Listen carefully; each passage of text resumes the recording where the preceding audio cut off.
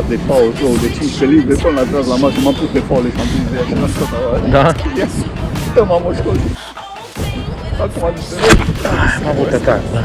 hai bă, ți-am zis că nu te vii aici, aia este pește, frate. O sări firul. O sări firul, da. Aia este pește mult acum. O să-ți arăt eu. Încă vine după ea. Am mai dat odată, cred că e biban. Aia este pește mult aici. Eu nu vorbesc. Păi, în primul an am avut 247, anul trecut 230. Eu nu pot trece în fiecare zi, înțelegi? Nu.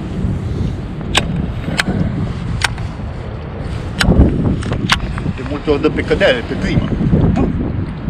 Dar acum nu au loviturile alea, le au când mănâncă, știi?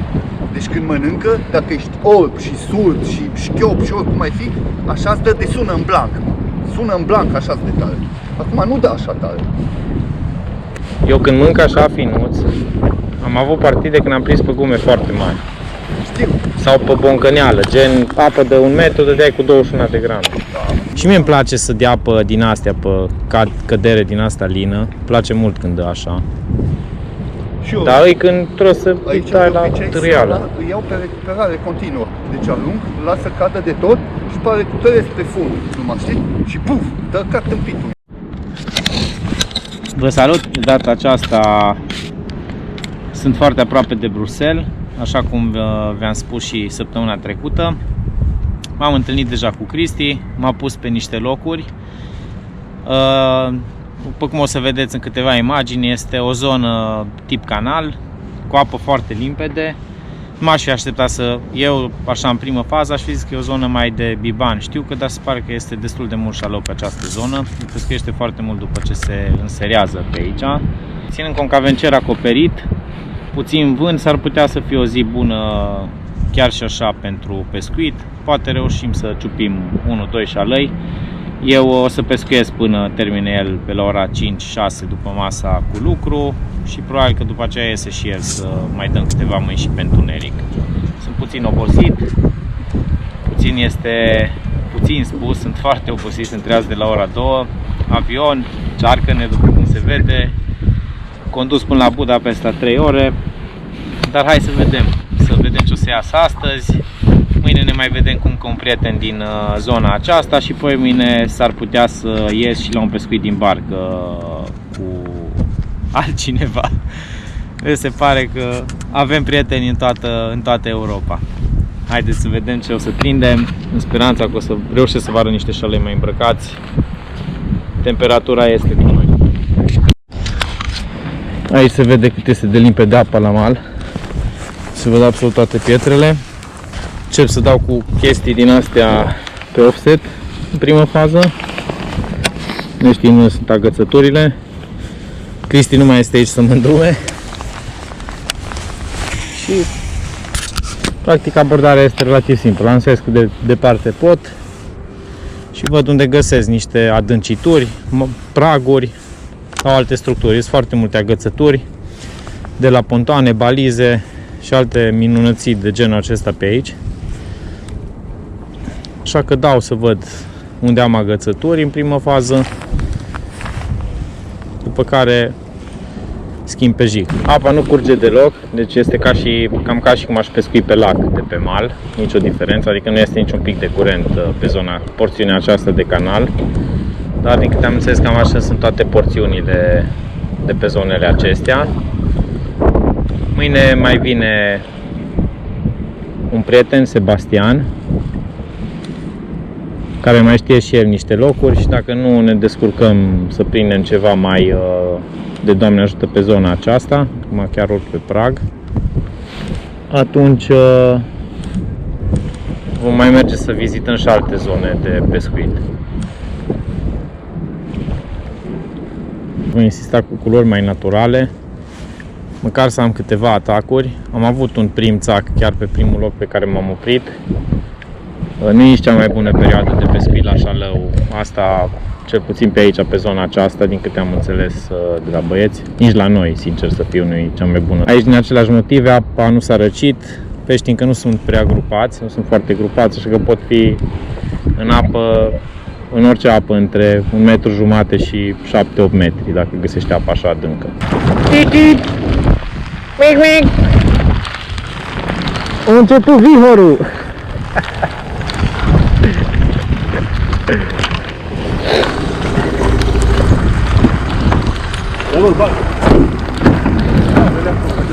Și vreme bună! Nu numai degeaba. Nu, că e aproape aici, în zonă. Bun. Am încheiat sesiunea de pescuit pe lumină. Fără succes. Un singur atac și revenim după ce se întunecă la capturile de seară. Ia zi, prinde Cristi. Eu așa zic. E Eu sigur? așa zic. Bă, sigur nu-ți, dar eu zic că prinde pește. Și eu zic că prindem. Îi simt undeva, nu vă zic unde. Eu tot seara i-am prins. Nu. Bine, cei drept e și apa foarte limpede. Adică gen lac de munte. Apă de lac de munte. Și teoretic seara ar trebui să fie mai activi decât ziua, șalou fiind fotofob. Dar rămâne să vedem mai încolo ce ne lăudăm. Așa cum am promis.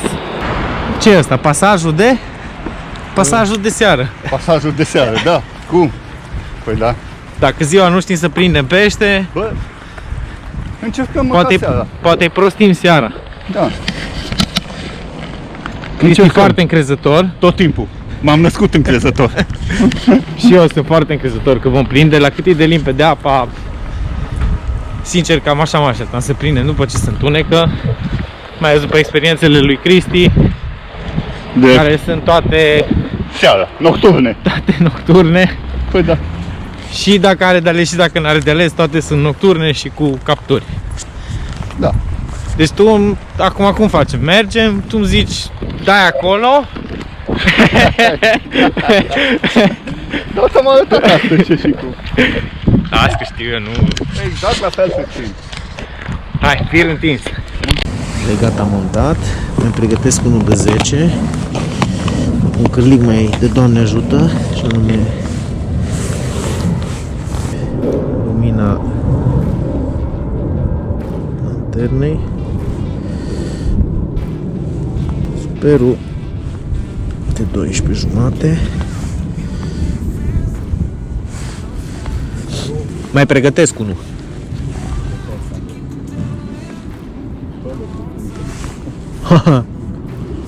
Să fie!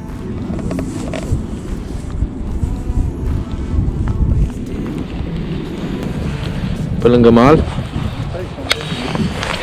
S-a dat cioc pe grubul ăla, pe hipnogrub. Nila. Îl vezi? Nicoți. Bă, bată-i cucu. Îl vezi? I-am văzut, da. Ce povesti în spate? Eu ți-am zis, uit la el. Frumos. Am pus și o culoare aia cu care ai dat-o mai înainte, da, pe altă gumă. Uite-l, nouă mă, iară. Și odată aici, Ania Andrei, pe pastă de mână bună. Hai să vedem tot. Nu-i la el. Aici ți-l-am mușcat. Uit la el. Uit la el. Bă, da. Dar să vă văzut pe gumă. Până la urmă pe hipnogrub. O să pun și eu imediat. Bă, adevărul că el nu odată trebuie să greșească, știi? Să dea cum vreau eu. Nu. Când o Și greșești, numai cum vrei tu sau cum vreau eu. noi. Nu cum vreau eu. O da pescarul. Nu, să fim mai pe înțeles. Numai odată trebuie să dea așa. Greșit. Dar nu mai greșește ăsta aici odată. A lui Battle crucea asta mică. Dar ăsta a fost frumos. Ăsta nu a fost mărunt după atac, nu a fost mărunt. Ăsta a fost frumos. Și odată aici aproape. Aici aproape aveam. Uite-l, uite-l, mă. L-ai prins? Frumos. Uite-l, mă. Bă, ce ești așa supărat, mă? Uite că ai avut dreptate cu albastru. Bă, eu nu vorbesc tot scribea Andrei, crezi că e... Ai avut dreptate cu albastru. Ce n-ai?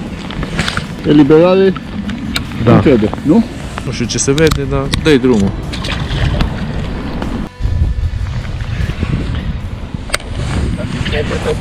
Da, Bine seara și-l prindem. eu n-am avut dubii. să mă înțelegi. Ți-am zis că și eu sunt convins că vom prinde. Și mai prindem încă. Doar că, nu, la fel de bine poți să și dai pe lângă ei. Da. În general, Cum ai- mănâncă mai bine noaptea ca ziua. Din cauza asta și cu ceva.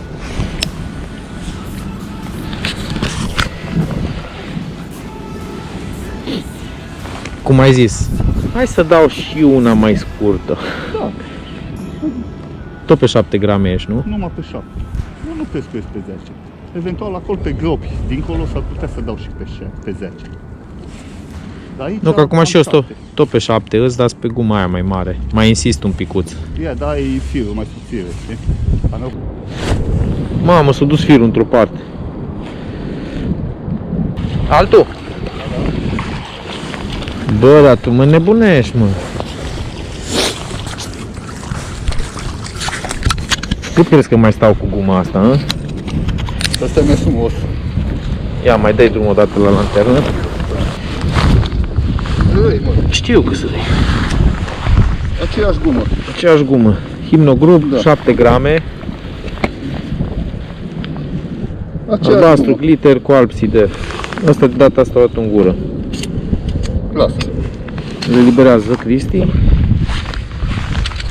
Chiar ce am Elis. Fai poză și dai tu după aia drumul. Eu până atunci dau câteva mâini. Băi, Până mai am încredere să dau cu guma asta, că începe să se subțieze, n-am tot unul anul ăsta poza.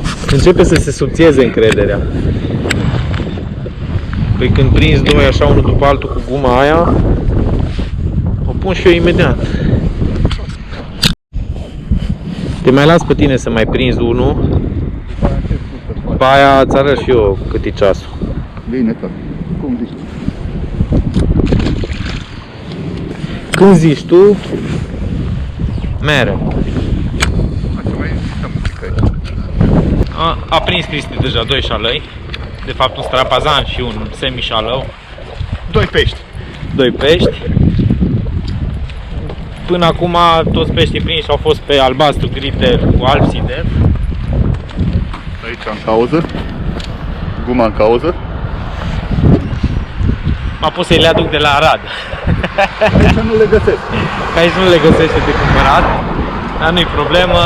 Sper să mai găsim și alte năluși cu care să prindem și să prindem și ceva mai de Doamne ajută. Deci varianta de 10 cm, nu? Poftim? Zic varianta de 10 cm. Da, da. Pun pe asta să dacă pot să dau peste scuri. Este! Și e ce trebuie! Este ce trebuie! Hai, ajută-mă puțin!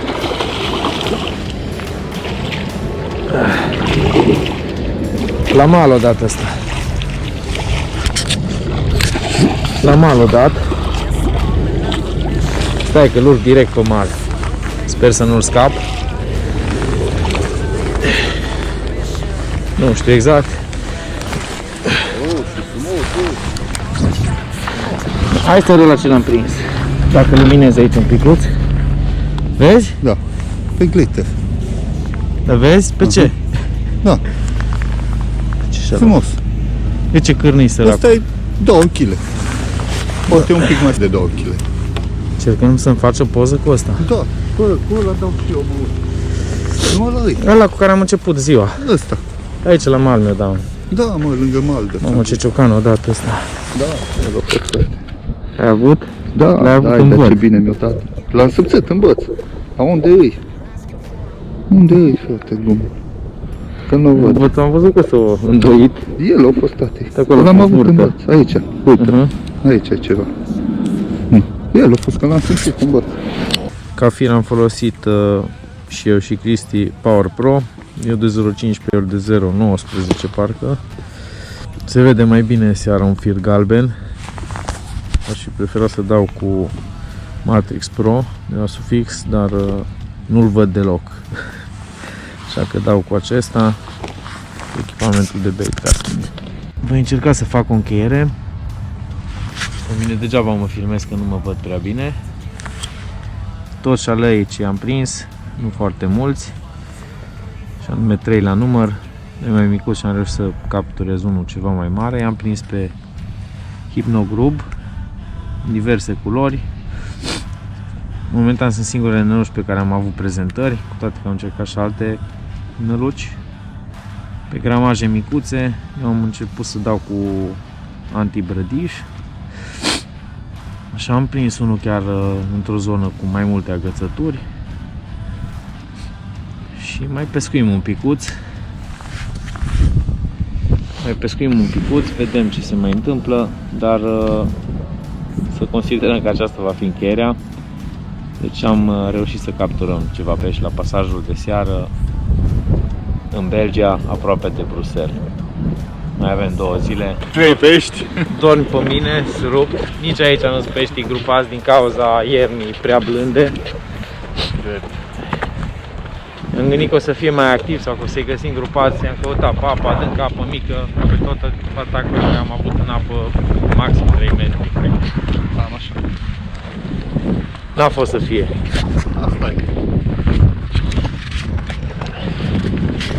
Și mâine e o zi. Sperăm că o fi mai bine. Oricum a fost bine și astăzi. Nu e.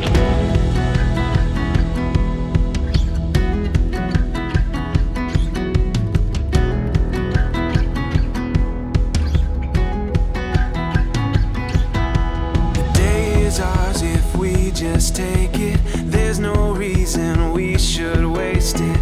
Oh, oh, oh, there's no mistaking when the sunlight's calling. Ready now for all that's coming.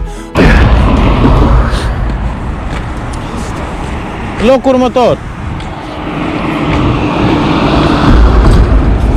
Până am venit eu numai temperaturi mișto au arătat aici. Azi e cam răcoare. Astăzi e cam super răcoare. Nici nu mi-am luat nu știu ce haine cu mine. Cred că v-am adus iarnă. Dacă este vreun șalău pe lângă pilonul acesta, structura asta de ciment, de beton,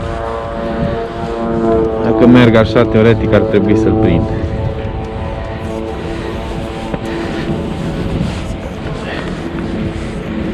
Fac toată structura așa până în capăt. Mergem mai încolo, nu? Spre braț. Da, zic, mergem pe aici, așa.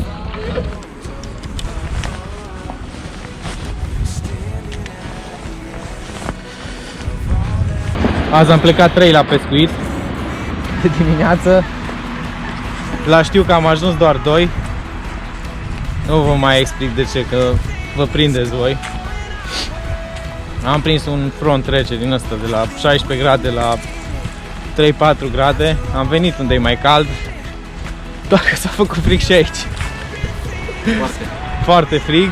Și s-a făcut foarte frig de joi spre vineri. Nu în 2-3 zile, ci de pe o zi pe alta. Azi am fost la Biban, Nexam. Mi-a dus Sebastian pe locurile care le știa. Am fost la Șalău, Nexam. Și în cele din urmă am ajuns și la Știucă. Pe un canal superb, apă limpede, apă neagră de Știucă. Bineînțeles, Nexam. Așa că ne-am cam lămurit cât e ceasul. Mai încercăm la pasajul de seară și astăzi. Să vedem dacă mai luminăm niște șalăi cu lanterna pe mal. Dar sincer, nu fac mari speranțe. Dar poate o scăldăm mâine la un biban mai mare. Nu se știe. Rămâne de văzut. Mergem să bem o cafea, un ceai, să ne mai relaxăm vreo oră și începem pescuitul de noapte. Hai, ce bine că nu bate vântul. Și n-are rost.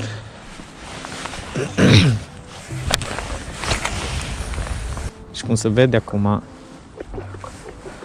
turbați ar trebui să fie pe vremea asta.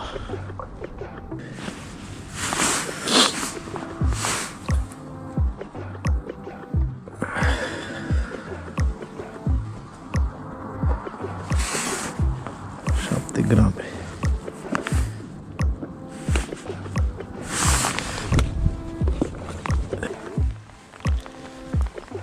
Nu zic pe ce am luat, că deja știi. Nu, eu am văzut deja. Asta ai zis să ți le aduc de la Arad. Da. Asta chiar Nu că e... de la Arad Musa. Eu ți-am zis să mi le aduci că știam că pescuiești cu așa ceva. Vai, Să ne aduci mai luminează aici un pic, te rog. cum se luminează-ți fața. Hangardă. Da, frumos. Da, o da ca lumea, să știi. Da. Cât îi dă micuț. Când dă. Când dă să mănânce, dă bine. Să vedem dacă mai dă. Ai văzut? Ți-am zis că până îți legi tu montura, îți abțiguiesc unul.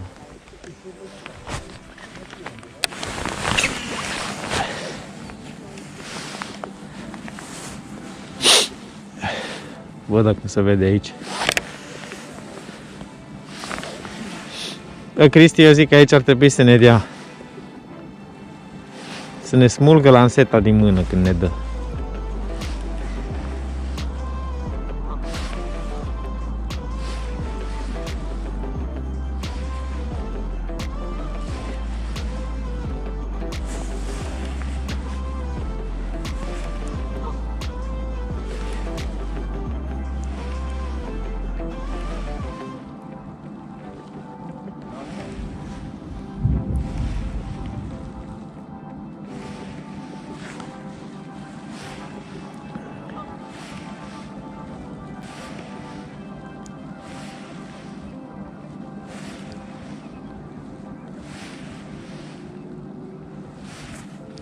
Este!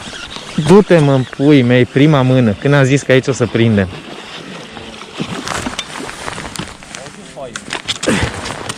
S-o și dezgățat. Zic, s-o și dezgățat. Păi, himnogrupul ăsta montat pe cârlic din ăla. Zic, hipnogrupul ăsta montat pe cârlic din ăla de cu antibrădiș. Să-i fac și o poză, dacă tot. L-am prins la prima mână. Super. Ăsta are un kil și ceva. Adică ăsta are un kil și ceva.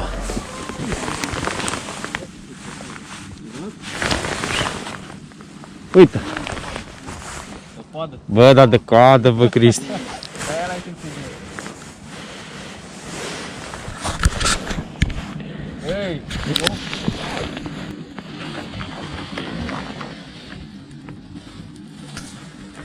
Frumos. Zic că-ți dau, că e gata montat. Uite aici, îmi facă la lanternă.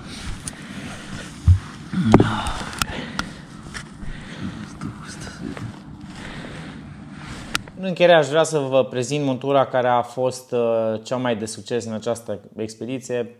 Nu știu dacă e cel mai potrivit să spun cea mai de succes, dar care a adus cei mai mari șalăi la mal. S-a văzut de departe că Storm Hypno Group de 10 cm a fost cea mai reușită nălucă, cea mai prinzătoare nălucă în această ieșire. A fost singura nălucă, sincer vă spun, a fost singura nălucă pe care am avut vreo prezentare.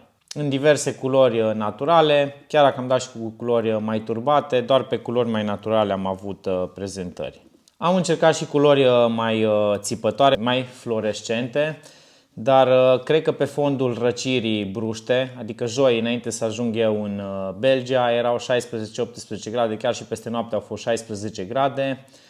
Vineri deja a scăzut temperatura la 7-8 grade și un vânt rece în timpul zilei, iar când am plecat duminică erau deja 0, -1, maxim 3 grade peste zi, cu tot așa, cu vânt foarte puternic, foarte rece, confruntându-ne cu un front rece care a survenit în decurs de o zi. Deci o schimbare foarte bruscă care niciodată nu le priește peștilor. Tot timpul se vorbește despre fronturi reci care inactivează peștii răpitori, fiind cele mai dificile condiții de cele mai multe ori de pescuit. Chiar și așa am reușit, după cum ați văzut, să prindem câțiva șalăi, într-adevăr pe întuneric. Am avut și foarte multe prezentări cu urme de dinți, care ne-a arătat clar că peștii sunt mofturoși. Acum să vă explic puțin teoria cu aceste jiguri flocoase, cum le spun eu, jiguri cu sistem antibrădiș, și vedeți că sunt prevăzute cu niște elastice tot așa siliconice, care au tot felul de vibrații în apă, diverse pattern-uri. Din ce am constatat eu în trecut, cel puțin în pescuitul șalăului, aceste culori ale scărturilor contează mai puțin, contează mai mult acțiunea lor. Nu le folosesc doar pentru că au acest sistem antibrădiș care permite să le pescuiesc în zone cu structuri mai pronunțate, ci pentru faptul că au acești franjuri de elastic de silicon care au o acțiune deosebită în apă.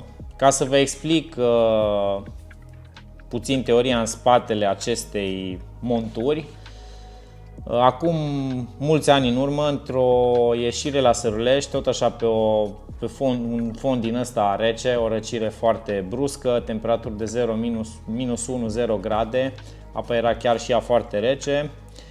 Chiar dacă aveam prezentări foarte multe pe jigurile normale, adică nici nu mai contează ce noroc, aveam montată pe jig, aveam prezentare, aveam foarte multe rateuri. Am observat, în schimb, că pe aceste jiguri, chiar dacă au un antibrădiș foarte tare, aveam atacuri foarte violente, foarte hotărâte și în același timp nu ratam.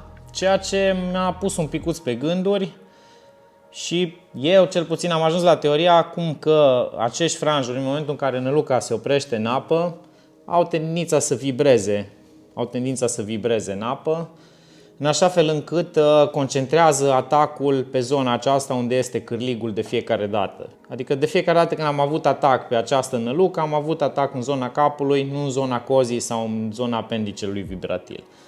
Poate părea ciudat, pentru mine s-a dovedit o tehnică care a funcționat în mai multe cazuri în trecut și m-a scos din bucluc. Mai pe scurt, concluzia mea este că această montură nu trebuie să o folosiți doar pentru faptul că are sistemul antibrădiș pentru a nu se agăța, ci și pentru faptul că în unele situații v-ar putea ajuta să prindeți mai mulți pești, din cauza că atacul șalăului survine de cele mai multe ori în preajma capului. Chiar dacă vedeți, montura este cu un cârlig foarte micuț.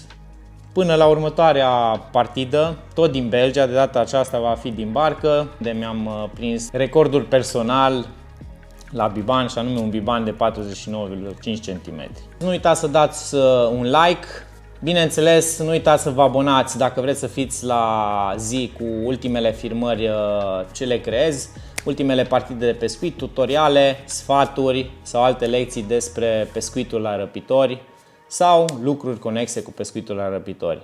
Până data viitoare, vă doresc fire întinse. Aici a fost Andrei Sava. Numai bine!